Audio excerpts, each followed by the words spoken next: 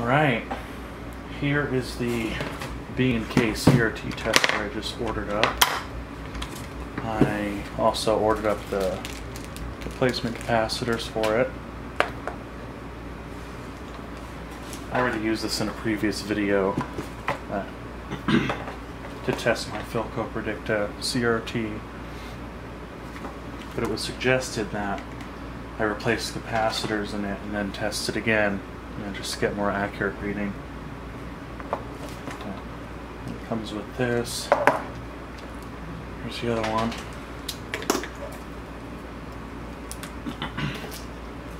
Comes with all the paperwork and manuals and schematic. I'll need the schematic. I'm going to take it apart and replace the capacitors.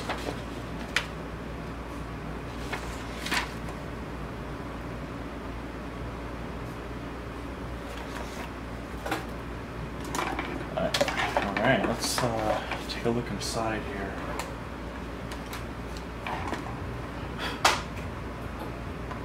I ordered this up as is for about, I'd say $50, $10 shipping. Wasn't too bad. This is the B&K Model 465 CRT Tester.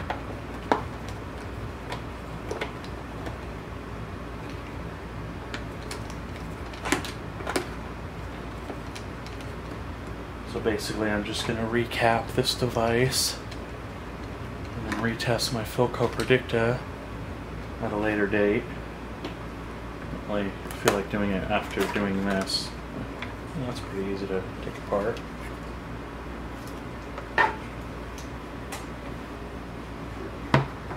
Let's put that aside for now.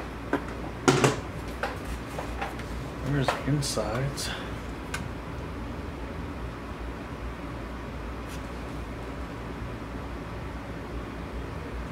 So I'm going to be replacing this one, this one, this one, and this one. There's only 4 electrolytics in here that I can see, so I ordered up the closest values I could. These ones are 50 microfarads, so I ordered 47 microfarads for those, 450 volt. And these are 5 microfarads, so I ordered 4.7 microfarads to replace those. Alrighty. Oh, let's get to work. Alrighty. So I guess I'll clip these out first.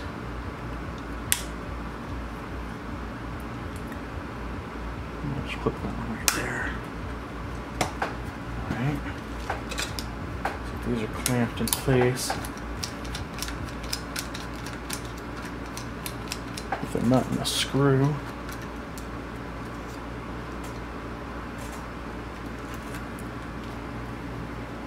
I probably want to retain that clip.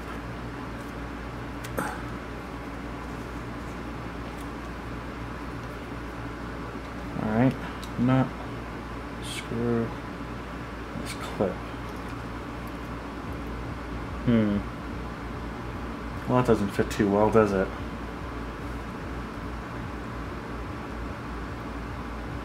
Maybe I can bend this somehow and try to reuse it. Yeah, there we go.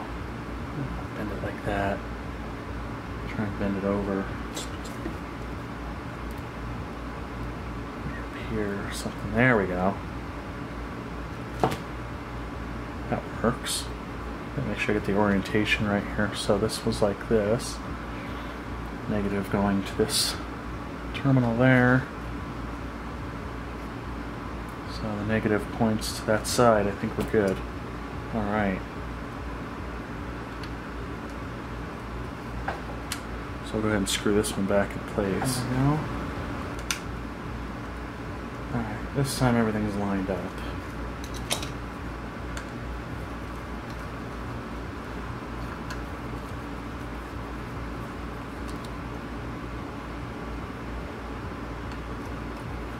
Try and put the value where you can see it here. There we go. It's always important when you restore things. Try and put the values where you can see them later on if you ever have to come back inside.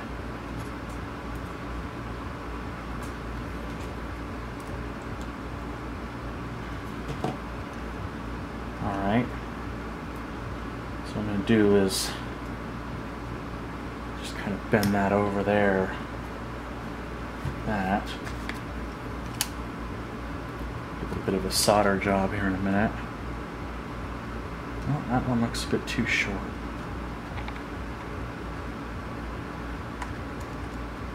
Yeah, maybe I should have clipped that off a little longer. But what I can do instead is bend it over that. Put a bit of solder there.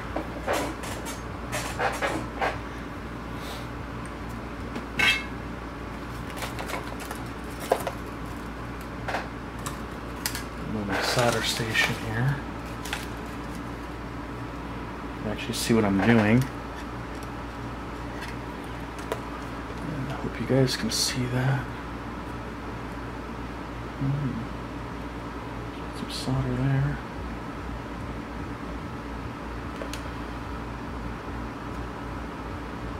That seems to be pretty strong. I like it. Alright. So I'm going to clip this next one out. Just like that. And just like that.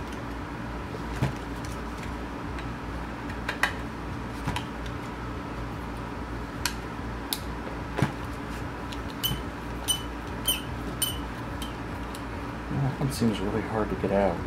So I'm going to just pull the cap on. There we go. I can. And another big cap there. Alright. And it was negative going that way.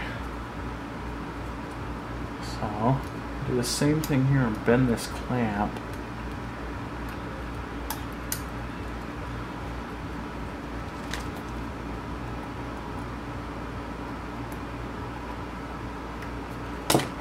Nice and secure and solid.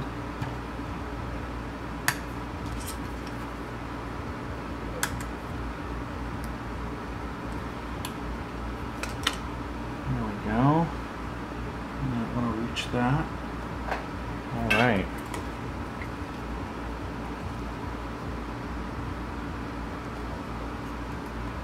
Just add some solder here.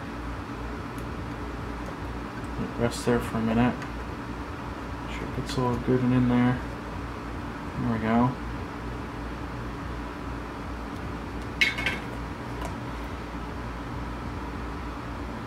Okay. Negative lead over here.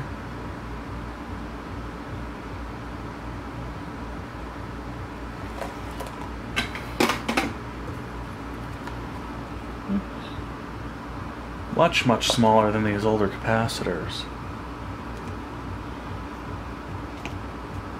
A ton smaller. You see that there? Alright. I gotta work on the power supply up here. So I'm gonna go ahead and flip it over like so. These old caps out of the way. Okay. Looks like these two do the same thing, positive to negative, and the flow goes this way. So I got these little guys to replace them. I'm just going to do the same thing here and just clip them off.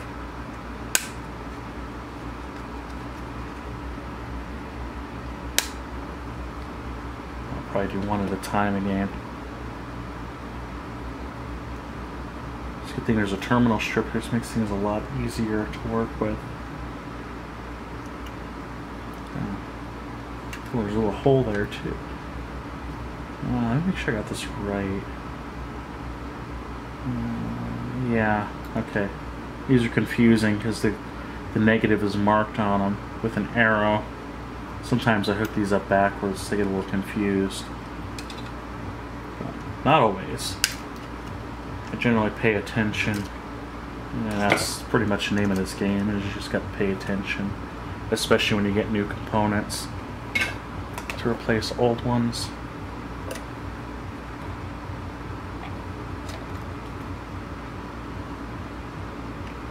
Heat it up first. Let the solder flow in into the work. Just like that.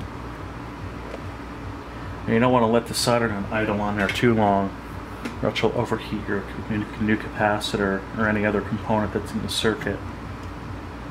It's really important. So I'll snip this one out too. It looks like it goes over to here. Okay. Underneath all this other stuff. That was negative to positive. Okay. So I'm going to take my lead and wrap it around here.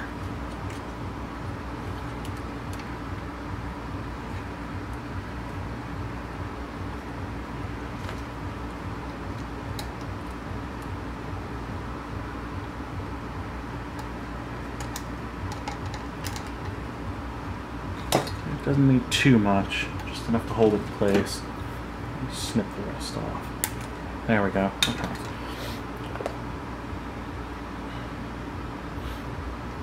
Then negative to positive. So I'll stick it right back where it was, underneath those components and wires. And I'll wrap it just like the other one. Just a good solid connection here.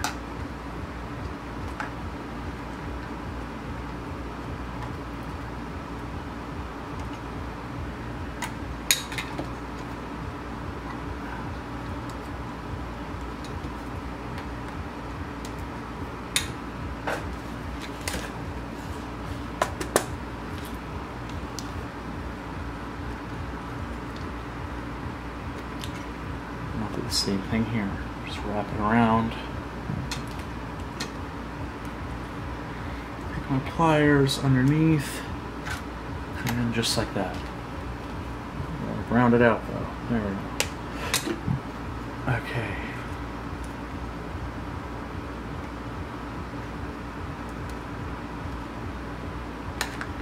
So the flow of electrons is going this way. Need to make sure of that. So I'll solder this one up here.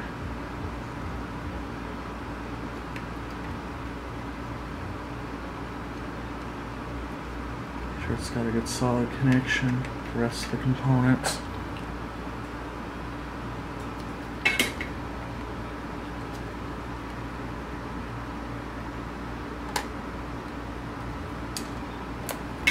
I find point-to-point wiring a lot easier than working with circuit boards. I don't know why, it just seems to be easier. You can just clip things out, put new things in.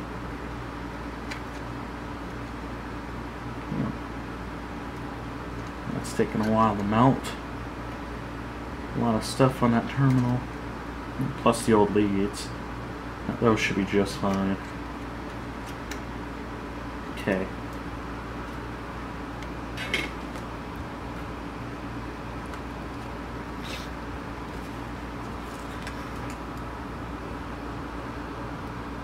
There's the two new capacitors, all ready to go.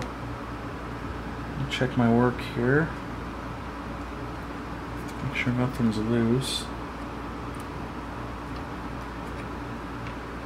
Make sure I didn't loosen anything up, any original components. Yeah, I think everything's good. It's got two new ones here and two new ones here.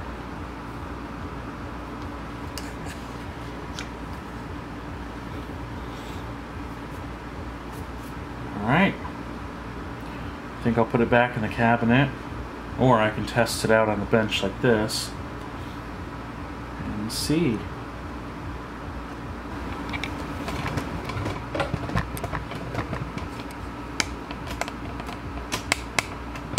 Man, this tripod is so hard to move sometimes.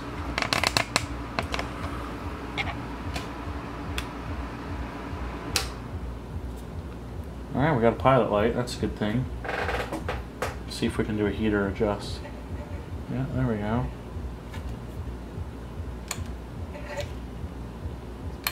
Got meter deflection.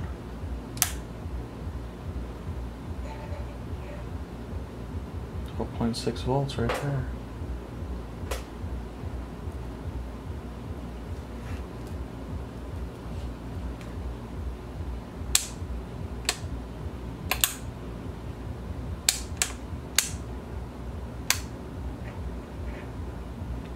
2.68. That's for my Philco.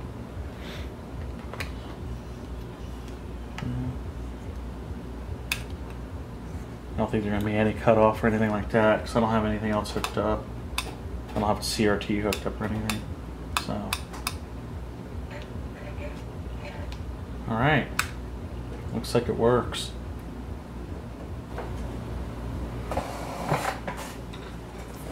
Let's take a look at the schematic real quick here. Just because.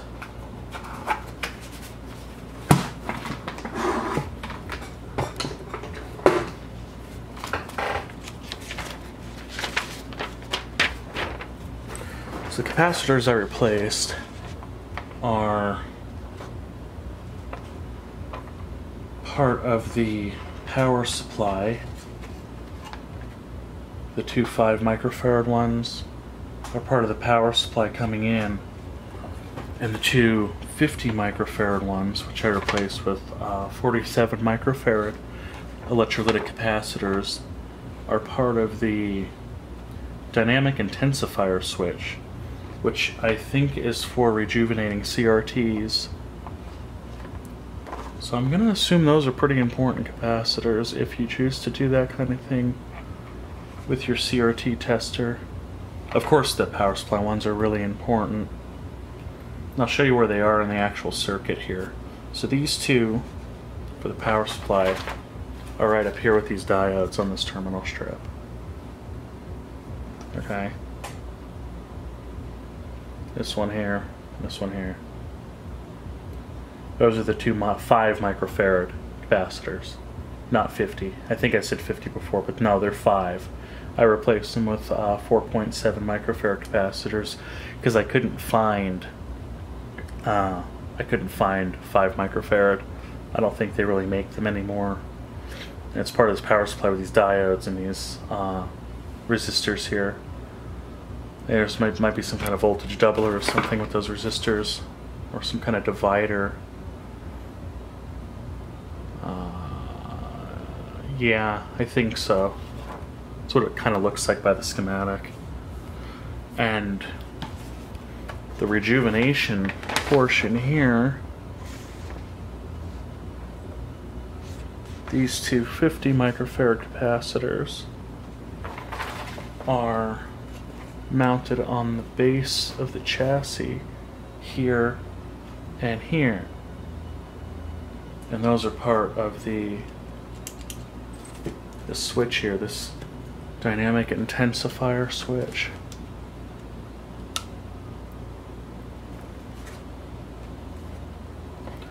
But that's pretty much all there is to this thing. You got your power transformer here, you got your meter, you got your meter switch, and then your various controls, and just a couple of components and lights for shorts and stuff like that, and resistors and all kinds of stuff in here, and kind of like a small mini variac down in here for dialing in the heater adjustment just right.